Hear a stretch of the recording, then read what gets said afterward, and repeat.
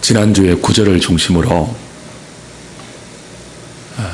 지식과 총명으로 풍성해진 사랑으로 지극히 선한 것을 분별하며 사는 것이 성도의 삶에 얼마나 중요한가 하는 것을 살펴보았습니다. 오늘은 이어서 10절, 11절을 중심으로 바울의 기도를 계속 생각하려고 합니다. 바울이 빌립보 교회를 위해서 지식과 총명이 바탕이 된 풍성한 사랑으로 지극히 선한 것을 분별하기를 위해서 기도하는 것은 그들의 삶이 진실하고 허물 없는 삶이 되기를 원해서입니다. 10절에 또 진실하여 허물 없이 라고 되어 있는데요. 거기 또라는 번역은 사실 별 의미 없는 번역 같습니다. 원래 헬라 말로 히나라고 접속사인데요. 목적격 접속사입니다. 그 앞에 바울이 교회를 위해서 기도했지 않습니까? 너희 사랑이 지식과 모든 총명으로 점점 더 풍성해져서 지극히 선한 것을 분별하기를 원한다 이렇게 기도했단 말이에요. 그렇게 기도한 목적이 뭐냐 하면 그들이 진실하고 허물 없는 삶이 되기를 위해서라는 거예요. 그래서 희나라고 목적격 접속사가 나왔는데요. 이걸 우리말 번역에는 또라고 붙여 나와서 또라고 하면 마치 뭐예요? 앞에 기도에 뒤에 나오는 이 기도를 더해서 마치 진실하고 허물 없는 이 삶을 위한 것이 또 다른 기도인 것처럼 혼란을 줘요. 그래서 좀 아쉽다 하는 생각이 듭니다. 여하튼 바울의 기도처럼 우리의 사랑에 하나님께서 우리에게 주신 이 사랑에 지식과 총명으로 점점 더 풍성해져서 뜻이 뭐였죠? 눈을 떠서 그런 뜻입니다. 사랑의 지식이 없으면 사랑의 총명이 없으면 눈먼 맹목적인 사랑이 된다고 했죠. 정욕적인 사랑이 된다고 했죠. 그래서 우리의 사랑이 눈먼 사랑이 되지 않고 지식에 눈을 뜬 분별력으로 통찰력으로 눈 뜬 사랑이 되면 지극히 선한 것을 분별하게 됩니다. 하나님의 기뻐하시고 온전하시고 선하신 뜻이 무엇인지를 분별하게 되는데 그렇게 분별하면 이것이 어디로 연결될까요? 사랑으로 지극히 선한 것을 눈뜬 사랑으로 지극히 선한 것을 분별하고 살면 그건 진실함으로 연결됩니다. 분별 그러면 여러분 어떤 생각이 드십니까? 분별하고 산다라고 하면 잘못 생각하면 마치 수사관의 이미지를 연상할 수 있습니다. 눈을 뜨고 막 좌우를 살펴서 무엇이 잘못됐는가 이렇게 감별해내고 수사하는 그런 뉘앙스가 아니죠. 그리스도인이 분별하고 산다는 것은 사랑으로 분별하는 것입니다. 수사관의 눈으로 매의 눈으로 분별하는 것이 아닙니다. 사랑으로 분별하는데 그 사랑도 어떤 사랑이었죠? 눈먼 사랑으로 분별하는 것이 아니고 지식과 총명으로 눈뜬 그 사랑으로 분별하는 거예요. 사랑으로 우리에게 주어진 삶을 분별하고 사랑으로 우리가 살아야 할 세상이라는 모델을 분별하고 그 무대 속에서 하나님의 뜻을 분별하다 보면 어떤 결과가 파생되느냐 하면 우리의 삶이 하나님 앞에 세워집니다. 사랑으로 우리 자신을 분별하고 세상을 분별하고 하나님의 뜻을 분별하기를 애쓰면 어떤 결과가 나온다고요? 우리 삶 자체가 하나님 앞에 세워져요. 그래서 하나님 앞에 세워지면 다른 사람의 눈에 있는 티를 보는 것이 아니고 자기 눈에 있는 덜보를 먼저 보게 됩니다. 그래서 분별은 그리스도인의 분별은 언제나 자기 자신에게 먼저 적용되어야 돼요. 그게 바른 분별이죠. 저와 여러분들이 성경적인 교회를 꿈꾸고 바른 교회를 추구하려고 하면 이 부분을 상당히 조심해야 합니다. 성경적인 교회, 바른 교회를 지향할 때 자칫 우리 자신보다 다른 교회나 다른 사람을 더 비판적인 눈으로 바라보면서 수사관처럼 행사할 수 있습니다. 저 교회는 무엇이 잘못되었고 저 사람은 무엇이 잘못되었고 거기에는 의의 열매가 맺힐 수가 없겠죠. 바른 분별은 언제나 자기를 하나님 앞에 먼저 세워서 자기를 돌아보고 그렇게 될 때 자연스럽게 나타나는 열매가 진실함입니다. 어떤 열매라고요? 진실입니다. 진실. 진실이라는 말은 햇빛을 뜻하는 단어와 살핀다 하는 단어의 합성어입니다. 그러니까 햇빛 아래에서 살핀다 혹은 햇빛 아래에서 판단한다 그런 단어예요. 이건 그 당시에 도자기 산업과 연관된 말입니다. 도자기를 구우면 굽는 과정에서 좋은 도자기는 얇은 도자기 아닙니까? 그 좋은 도자기를 생산하려고 될 수 있으면 장인들이 도자기를 얇게 빚는단 말이에요. 그 얇은 도자기가 가마솥에 들어가서 구워지는 과정에서 금이 갈 수 있습니다. 그 금이 간 도자기는 어떻게 해야 합니까? 폐기 처분해야죠. 근데 얇은 도자기일수록 공이 많이 들어갔습니다. 그래서 어떤 양심 없는 그 도자기 굽는 사람들은 금이 갔음에도 불구하고 그 도자기를 폐기 처분하지 않고 그 금간 부분에 밀랍으로 땜질을 하죠. 밀랍으로 땜질을 하고 그 위에 유약으로 펴서 바릅니다. 그러면 감쪽같이 감플라치가 되죠. 감쪽같이 이렇게 위장이 되는 거예요. 그냥 보면 이게 금이 간지 안 간지 거의 모르는 위장이 되는 거죠. 그런 도자기라도 어디 아래에 가면 판정이 된다고요? 밝은 태양 아래 가서 비추어 보면 밀랍으로 떼운 부분이 까맣게 드러난다고 합니다. 그래서 당시 도자기 파는 사람들은 자신이 파는 물건이 밀랍으로 떼운 거짓 물건이 아니라는 것을 증명하기 위해서 그 신의 세라라는 라틴어 문구를 도자기 앞에 이렇게 붙여놓고 물건을 팔았다고 하죠. 거기서 영어 신시어 진실함이라는 단어가 파생되었습니다. 진실의 뜻이 무엇이라고요? 햇빛 아래에서 자신을 판단하는 것입니다. 햇빛 아래에서 다 드러나는 햇빛 아래에서 자신을 판단하면서 살아가는 삶의 태도, 그게 뭐라고요? 진실입니다. 사랑하는 여러분, 하나님 앞에서 우리 자신을 세우고 그분의 불꽃 같은 눈 아래 우리의 삶을 살피고 살아가면 거짓의 가면을 쓸 수가 없겠죠.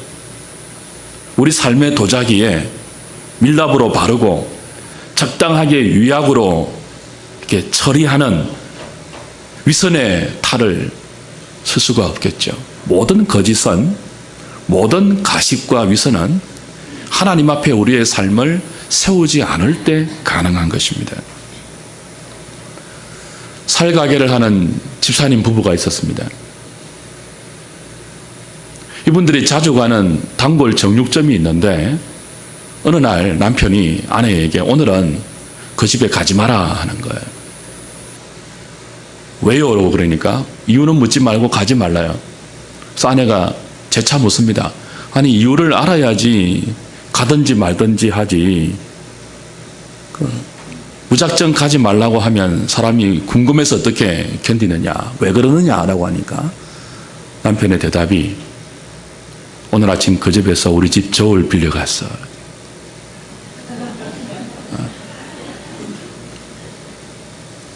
이 설렁한 분위기는 뭡니까?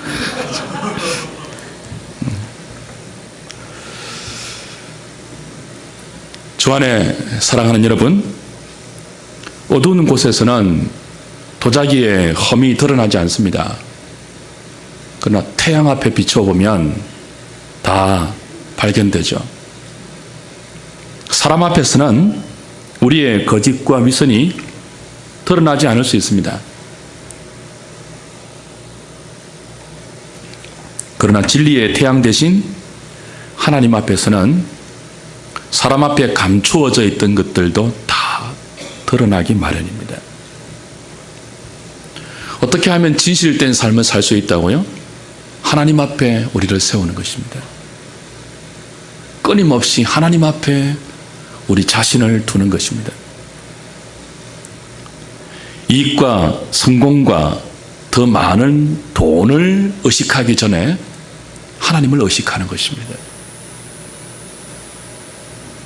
햇빛 같은 하나님을 의식하면 눈앞의 이익을 거짓으로 취하는 어리석음을 우리는 피할 수 있습니다.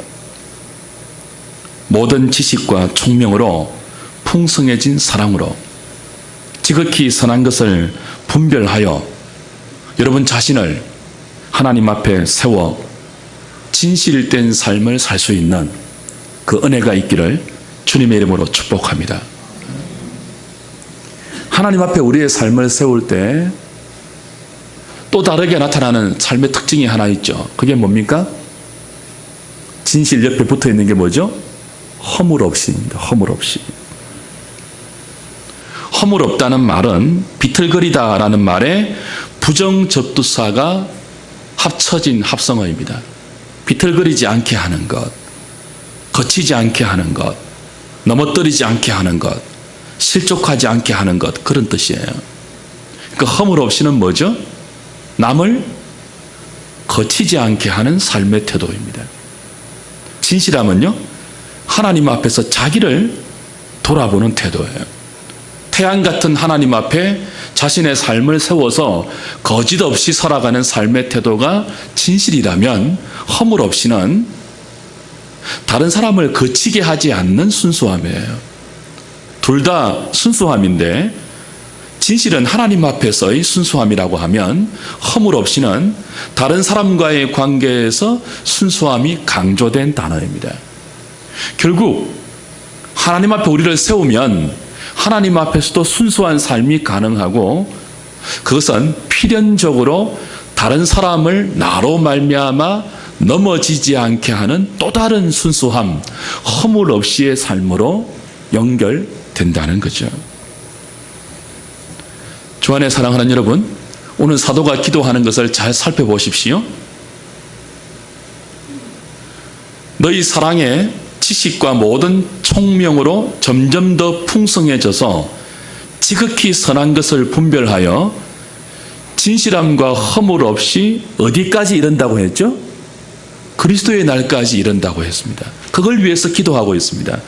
그러니까 우리의 진실함과 우리의 허물 없는 삶은 한순간이나 어떤 단기간으로 끝나는 것이 되어서는 안 된다는 거예요.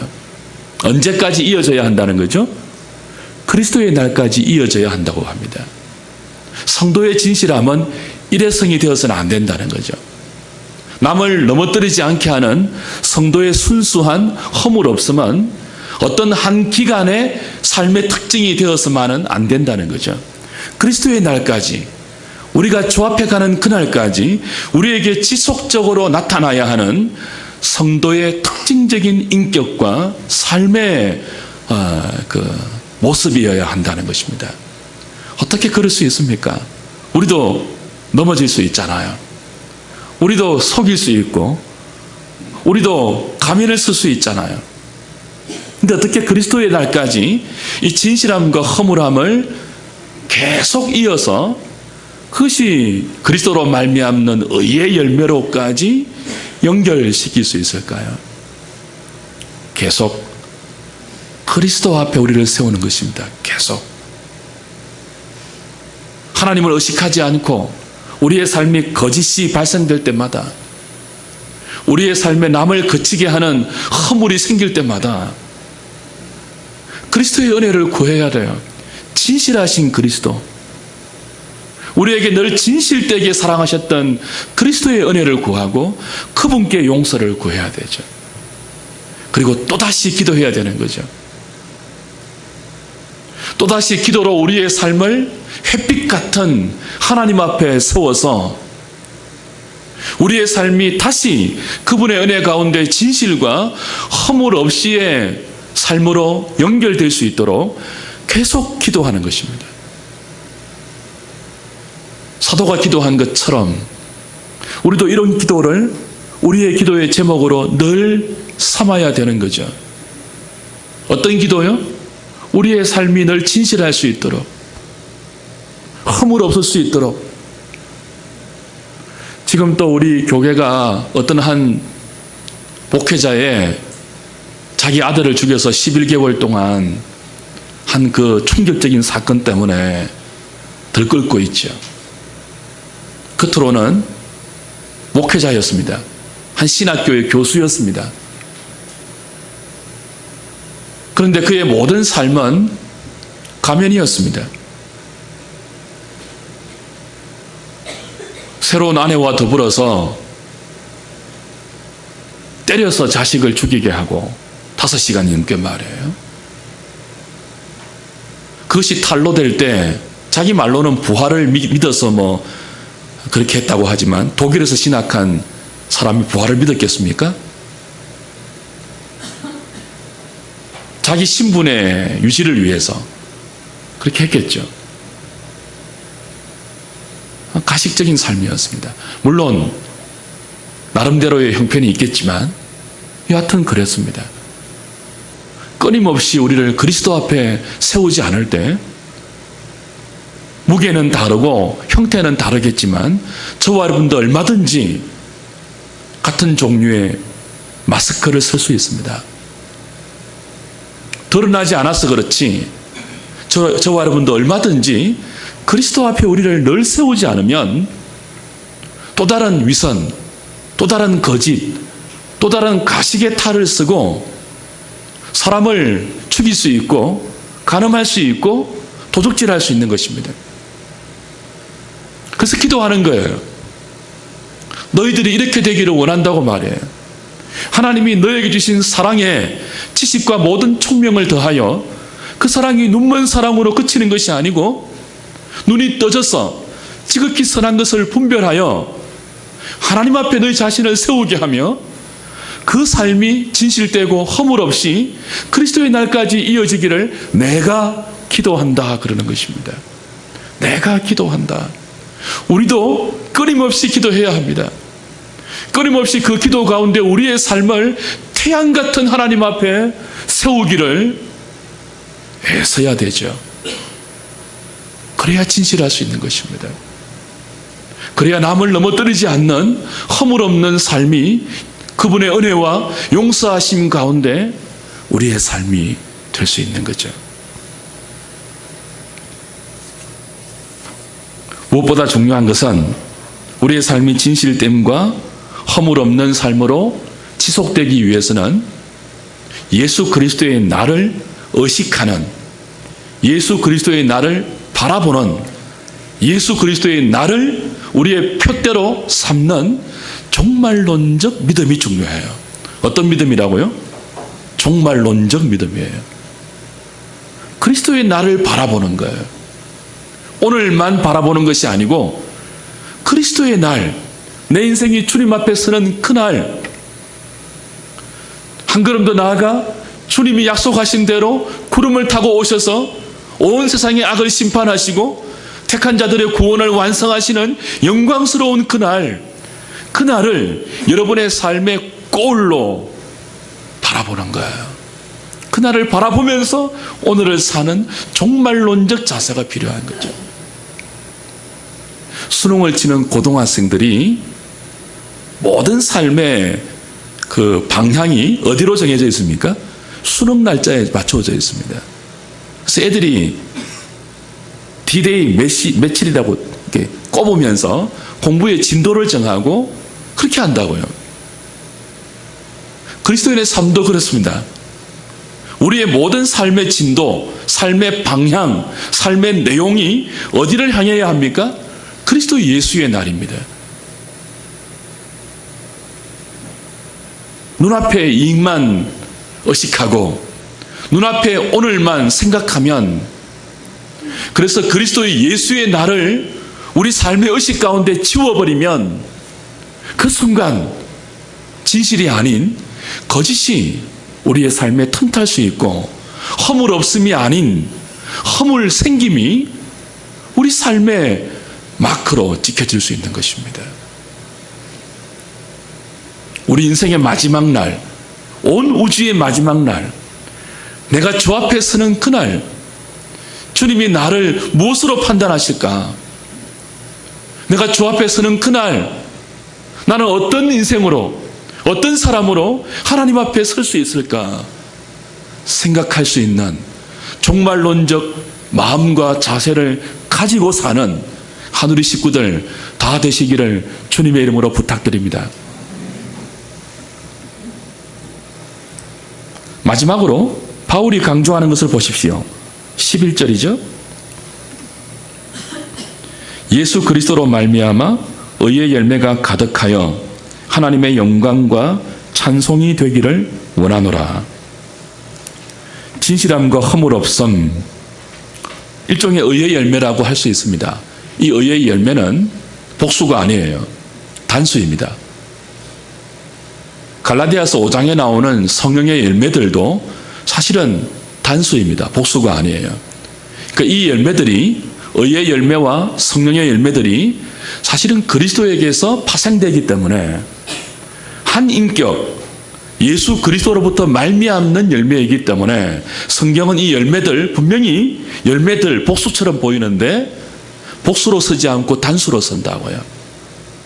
왜 그렇다고요? 모든 그리스도인의 바른 열매, 참된 결과들, 하나님이 기뻐하시는 선한 열매들, 그리스도를 닮은 인격, 성령의 열매들, 의의 열매들은 다 누구로 말미암는다고요? 예수 그리스도로 말미암기 때문에. 바울은 예수 그리스도를 강조하죠. 우리의 삶의 의의 열매를 맺게 하시는 분이 예수님입니다. 여기 의는 하나님의 하나님다우심을 말하는 거예요. 우리 삶을 통해서 하나님의 하나님다우심이 드러나는 모든 것이 의의 열매입니다. 우리 자신의 유능함, 우리 자신의 지혜, 우리 자신의 똑똑함이 드러나는 것이 아니고, 우리를 볼 때 우리를 구원하시는, 우리에 대해서 한없이 오래 참으시고 한없이 기다리시면서 사랑의 깊이와 길이와 넓이와 높이를 가지면서 우리를 품으시고 그 사랑으로 마침내 우리를 구원해내시는 하나님의 하나님 되심, 그것이 드러나는 모든 것, 의의 열매입니다. 진실함도 허물 없음도 하나님의 하나님 되심으로 말미암아 우리에게 허락되는 하나님의 은혜이죠. 예수 그리스도를 통해서만 우리 삶의 모든 거짓이 벗겨지고 주 앞에 맨 얼굴로 나아가 있는 모습 그대로 우리 자신을 하나님께 의탁하고 그런 우리를 받아주시는 은혜의 품 안에서 진실된 삶을 살 수 있는 것입니다. 누구로 말미암아서요? 예수님으로 말미암아서. 예수님 앞에 우리를 세울 때만 우리 자신도 넘어지지 않을 뿐더러 다른 사람도 실족하지 않게 하는 순전한 허물 없는 삶이 가능한 거죠.